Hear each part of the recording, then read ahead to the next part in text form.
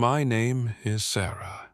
I am 35 years old and a single mother of 3 beautiful daughters, Emily, Nancy, and Luca. They are everything to me, the greatest comfort and motivation in my life. Since childhood, my life has been full of challenges. My mother passed away when I was very young, leaving me to grow up without the love and warmth I so desperately needed. Later, when I had a family of my own, I hoped for a happy home. But then, tragedy struck. Just after my youngest daughter was born, my husband left us without a word. He never came back, never contacted us, never sent any support. He completely disappeared from our lives. Since then, I've been raising my 3 daughters alone, without any help. I don't have a big house or extra money. We survive by being frugal in a small apartment in Door County. I don't have a college degree, so job opportunities are very limited. I can only take on simple, low-paying jobs. Life is filled with worry. Every month is a struggle to make rent. I have no stable income and no one to rely on. Every day feels like a battle, making sure my girls have food to eat, clothes to wear, and doing everything I can to maintain our humble little apartment. I work as a cleaner to earn a living. I don't work for a company or agency. I find homes and offices that need cleaning on my own each month. I carry all my supplies with me and work from morning until late at night. My tasks include scrubbing floors, cleaning bathrooms, and taking out trash. Hard, tiring work. But I never complain. It's the only way I can earn money to feed my children and keep us going. Cleaning isn't an easy job. Some clients are kind, respectful, and appreciative, but others are rude, disrespectful, and sometimes don't even pay. Still, I keep going because I have no choice. I need money to buy food, clothes, and pay rent. I work when I'm exhausted, when I'm sick, and even when I feel like crying.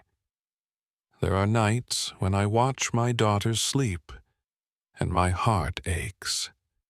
They look so peaceful, so beautiful and innocent. I gently hold their little hands, kiss their foreheads, and whisper, "I love you." I just want them to have a better future, to live a happy and full life, things I've never had. But life never stops testing us. One cold evening, after finishing a late cleaning job, I walked home with my 3 daughters. The weather was awful. Dark skies, heavy rain, and icy streets. Emily held my hand tightly, while Nancy and Luca walked close behind. Luca, the youngest, only 5 years old, shivered and said, "Mom, I'm cold." I pulled her close, wrapped my scarf around her, and comforted her softly. The street was silent, the streetlights dim. My hands were frozen and shaking, both from the cold and fear. Suddenly, a bright light flashed, followed by a loud crash, a terrible pain. And then, everything went black. When I opened my eyes, I saw a white ceiling, heard beeping machines, and smelled disinfectant. I was in a hospital bed. My head was heavy, my body ached, and I could barely move. Panic set in. I remembered my children and tried to call their names. Emily, Nancy, Luca. My voice was hoarse and my throat burned. I was terrified. Were my daughters safe? My heart clenched with fear. A nurse came to my bedside. She looked gentle and smiled softly. "Don't move too much," she said. "You were in a serious accident." I whispered weakly, "My daughters, where are they?" She took my hand and reassured me. "They're safe. They're here, too." Tears streamed down my face. Just moments later, the door burst open, and 3 little figures ran in crying, "Mommy!" They hugged me tightly, kissed my cheeks, and held my hands. I wept with relief and joy. Then the doctor entered, his expression serious. He told me I had a broken leg and would need surgery and time to recover. I panicked. How could I stop working? How would I pay rent, feed my daughters, and take care of everything? Before I could calm down, a painful memory returned. The cleaning supplies I had borrowed were destroyed in the accident. Worse still, I had accidentally damaged the front of a luxury store during the fall. The store owner demanded $25,000 in compensation, a number I couldn't even imagine. I had nothing left, injured, unable to work, and now buried in debt. I could only bury my face in my hands and cry. My daughters cried too, hugging me tightly. Despair overwhelmed me. I had no idea what to do, no hope, no way out. But the next day, something unexpected happened. My story was shared on social media. People began to learn about my situation, saw the pictures of my children, and what we were going through. And slowly, a new glimmer of hope began to shine. My story spread widely online. Many people were moved by our situation and began donating money to help us.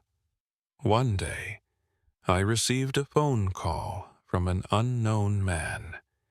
His deep, warm voice said, "I read your story. I want to help." Confused, I asked, "Who are you?" He gently replied, "You'll find out soon." 2 days later, a group of people came to the hospital. They brought flowers and warm clothes for my daughters. Then a young man entered the room. His eyes were kind and his smile warm. He sat next to me and said, "You don't know me, but I know you." I was stunned. "Why are you helping me?" I asked. He smiled and said, "Because I can." I burst into tears, unable to find words. A few days later, something miraculous happened. That young man and his team paid all of my hospital bills. I no longer had to worry about medical expenses or recovery costs. But that wasn't all.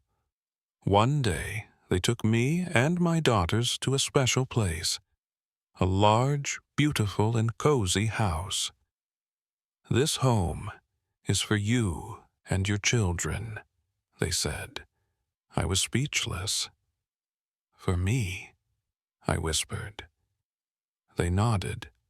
"Yes. You won't have to pay rent anymore.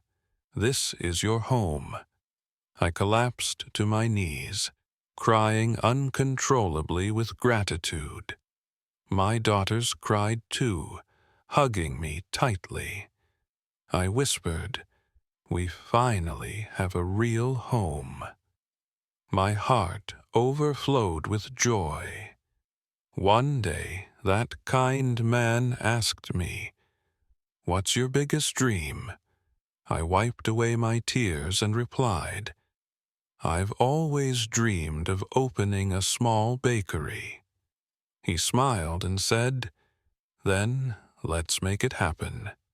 And he did. A few months later, I opened my own bakery, a small, warm space filled with the aroma of fresh bread and sweet pastries. Customers came every day, their smiles mirroring mine, full of joy and hope. Now, I'm no longer a struggling single mother working as a cleaner. I'm no longer the poor, desperate woman I once was. I am a bakery owner, a strong and proud woman. I will never forget the man who changed my life. He taught me that kindness still exists, and that sometimes what feels like a miracle can actually be real.